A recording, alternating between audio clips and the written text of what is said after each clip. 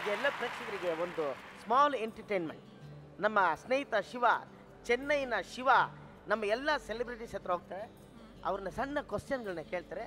ಅವರಲ್ಲಿ ಯಾರು ಆನ್ಸರ್ ಹೇಳ್ತಾರೋ ಅವ್ರಿಗೆ ನಮ್ಮ ಮೈಕ್ರೋಮ್ಯಾಕ್ಸ್ ಕ್ಯಾನ್ವಸ್ ಗೋಲ್ಡ್ ಮೊಬೈಲ್ನ ಪ್ರೆಸೆಂಟ್ ಮಾಡ್ತಾರೆ. ಕಮಾನ್ ಶಿವ. நீங்கள் எப்போ தமிழ் படத்தில் நடிக்க போகிறீங்க திருப்பி?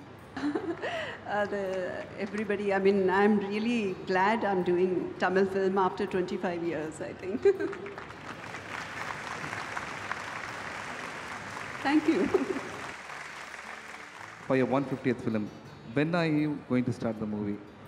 I think after giving gap of 7 years, if I do 150th film, are you sure people are going to accept me?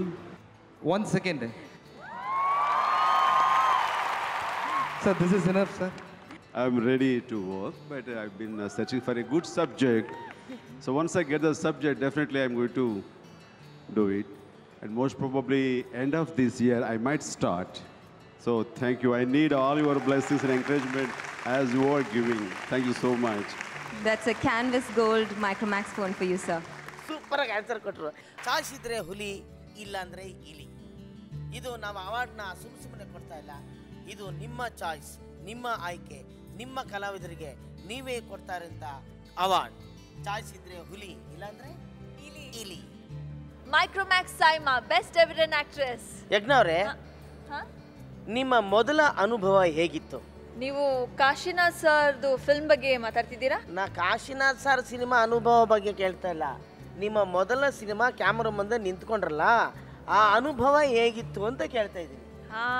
I was very excited. First time camera face ಮಾಡ್ತಿದ್ದೆ.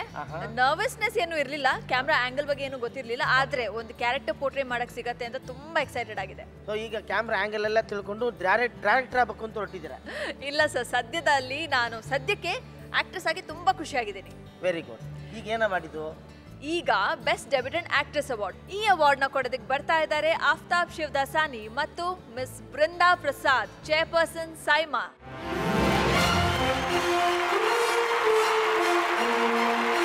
The best debutant actress Kannada goes to Parvati Nair for the story Kathe.